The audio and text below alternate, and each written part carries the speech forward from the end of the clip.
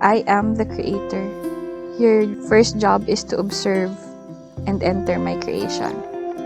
Observe how things grow. Marvel if you will. Be silent and don't be anxious. No plant has ever blossomed overnight, or in noise, or in haste, or by your instruction, but they grow through time, patience, and grace.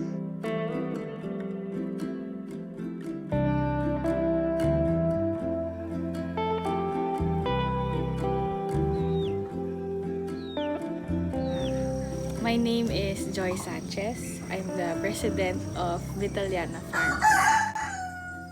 On cue. I used to work for almost a decade in luxury retail operations. So that means running retail brands. My last job was with a French luxury brand.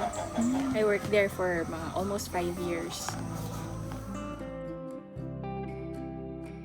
Yung duties ko dito is running the operations, making sure na we have supplies sa farm, fertilizer, feeds, lahat. From morning till afternoon for like 2 to 3 days, I go around kasi magkakalayo yung properties namin. One of my duties then as a farm manager is I work closely with the local Department of Agriculture or Municipal Agriculture Office.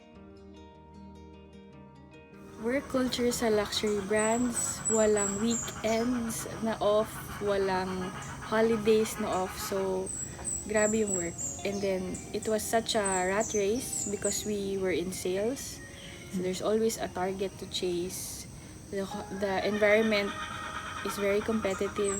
But also, it's an environment na very materialistic. Kasi you're in that world na you're coveting a lot of expensive items. It conditions you to think na you need it. I was overworked, but at the same time, financially, I wasn't in a good place because all the money that you work hard for, you shop for things, right? That you think you need. Luxury is creating a dream, an experience, making them believe that it gives you status. It gives you, alam mo yun, power for some people to be perceived as rich and with good taste. So, yun yung world na ginagalawan ko before. Our main crops are palay or rice, and then coconuts then we have a lot. We also have some livestock,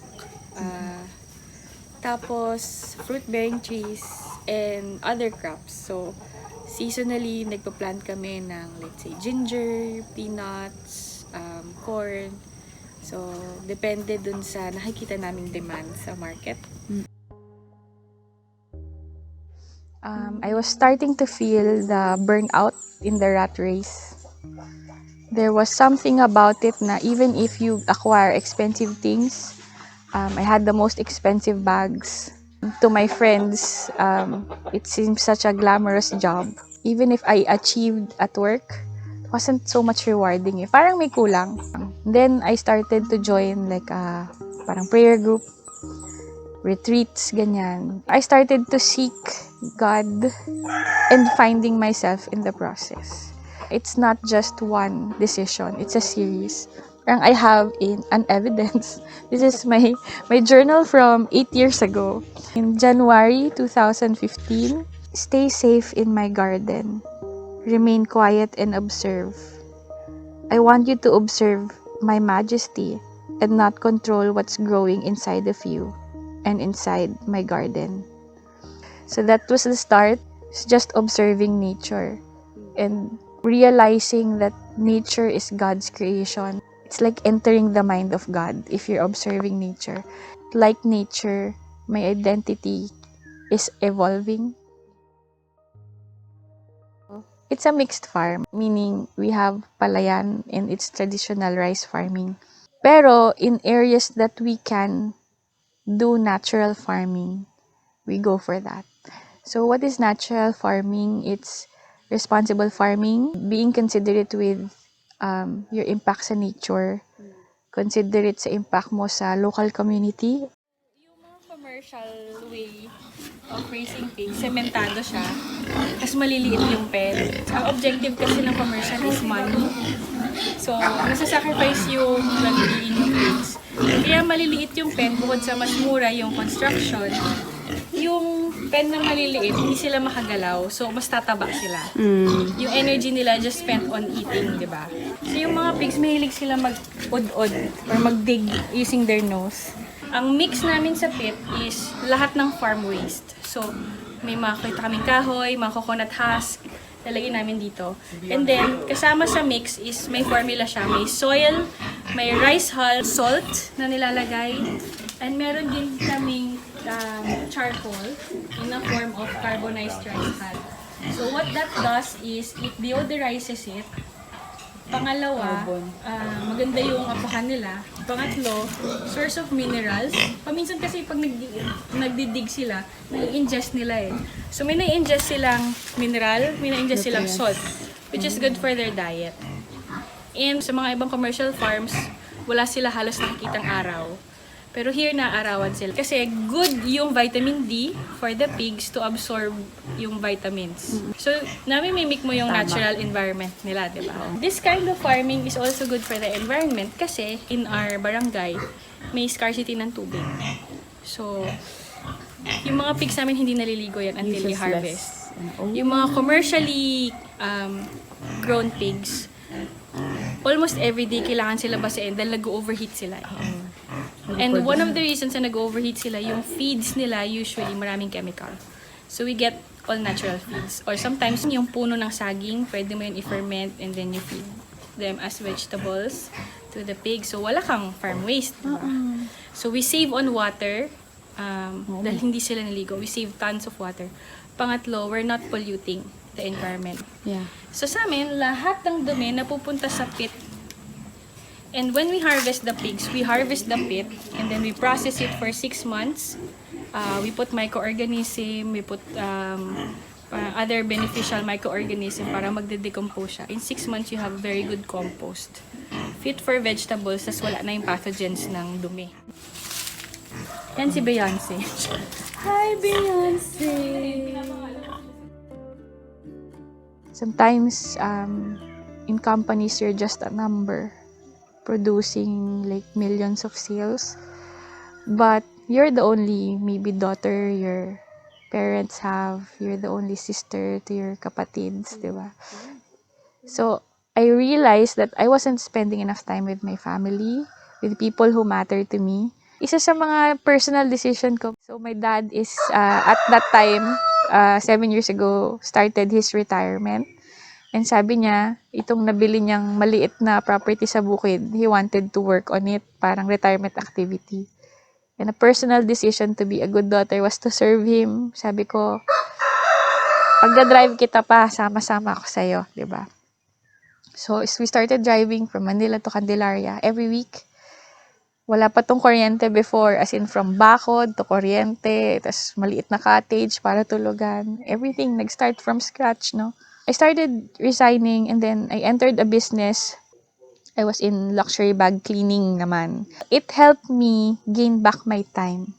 I'll be home for dinner. That's a second decision. It seems like a small thing, but being home for dinner with your family is life-changing. That conversation, being there for one another, seeing na ay may problema pala siya. Or kailangan pala ako sa bahay. Hindi pala paminsan masarap yung ulam. Pwede pala ako mag-aral, magluto.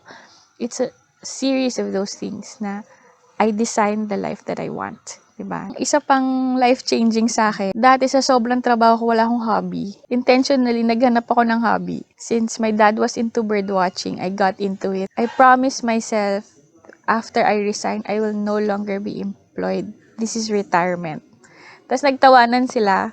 Sabi ko, no, retirement is changing new tires. I'm off-road, off the grid, and I'm loving it. So it's now been 8 years since I resigned.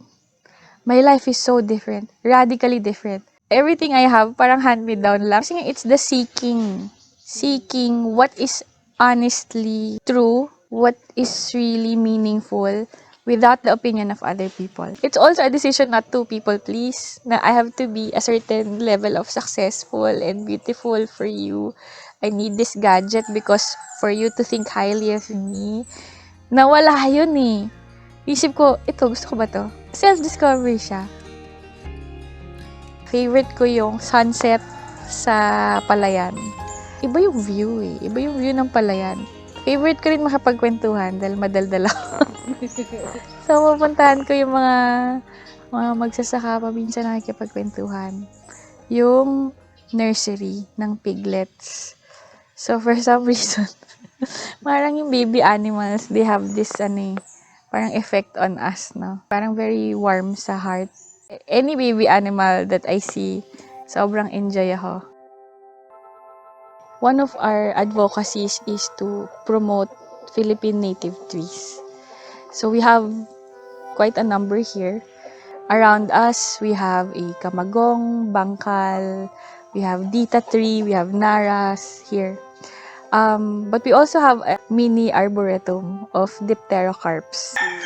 They're the apex species na trees. No? Mga lawaan, giho, we also have red lawaan. Through the group that we are part of, Philippine Native Tree Enthusiast or PNTE, we get these trees or seedlings from other tree enthusiasts. So, nag-exchange kami.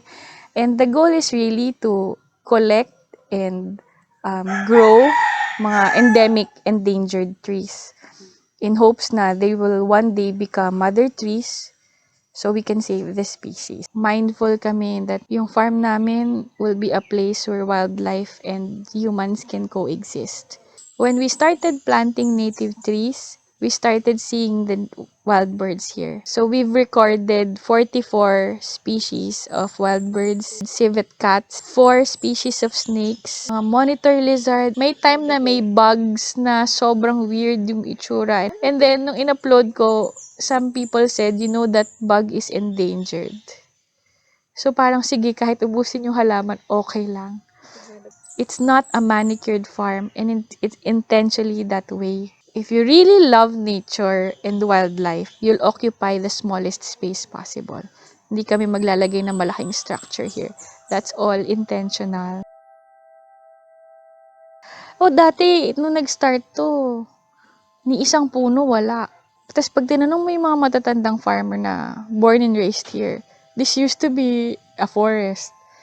Naubos dahil sa uling. So, napuntahan namin to, raw land lang to. As in, talagang wala. And sobrang init. And now, it's so comfortable eh. We started coming here 20 years ago when we were young with our parents. Nagtatanim lang kami ng trees. May mga trees dito na alam pa ng mga kapatid ko. Ako nagtanim niya. Very special yung mga puno dito. In this area, kami lang yung maraming puno. If you go outside the farm, mas mainit ng 2 degrees. For some reason, recently, mas may tubig dito because the trees hold water. Yung ibang farm, hirap pa sa tubig. So, that's one thing. We were also intentional in making sure that we get to help people around. So, we have a few farmer employees na. And then we do partnerships with other farmers. Hindi pwedeng tayo lang. Sama-sama tayo. Part ako ng Raptor Watch Network Philippines. So, mayroon conference that happened in Davao a few years ago. And they had this talk about decline of wildlife. Na yun yung love na love mo yung mga ibon, 'di ba? Tapos sobrang eye-opening sa akin na ang number 1 reason for their population decline is not hunting but agriculture. So that's a big blow for me na parang ako pala ang pwedeng reason na mawala sila sa mundo. I started asking myself again that hard truth. What kind of farmer do I want to be? I'm going to be different. I'm going to work with nature. And it's not perfect, but somebody has to start it. You have to start somewhere. Having a small model farm is a big personal achievement for me. This place really is a place of refuge. For me, when I'm stressed, automatically I go here and I get to think straight. I found my purpose here. I guess, di ba? Whenever I'm here, I can really reflect. I can meditate. I think God is presenting Himself through nature. Being immersed with conservation groups, di ba? Nature, PNTE and Raptor Watch. I also see a lot of hope. Grabe yung mga baha, grabe yung mga bagyo. We've never seen anything like it. Yesterday sa Palayan, sobrang lakas ng hangin na nahihirapan ng palay. But with that need, innovation comes. There are new breeds of palay developed here in the Philippines na because may threat, may mga nakikipaglaban. And thank God for that kasi doon nila nahanap yung purpose nila sa buhay. My hope is anchored in God. The hope anchored in something eternal will not change. Even nature will change. Pero God will not change. And because my hope is in God, I'm always hopeful. Kahit na may bagyo para sa akin, hindi, may makaka-imbento ng better variety of plants that can withstand that. Wala ng tubig, hindi, may mga native tree enthusiasts magtatanim ng puno, dadami din yung tubig. Diba? Wala ng ibon, hindi, may mga bird watcher na crazy enough to spend 1 month counting birds para makatulong sa conservation. Kung yung perspective mo, the world is hopeless, you'll be paralyzed and scared and angry and frustrated. Pero when you're hopeful, may excite ka pa, parang gusto ko sumali dyan. Sa conservation, gusto ko sumali dyan. Ano ba pwede kong magawa? Diba? And I am God's child. I am talented. I can do something.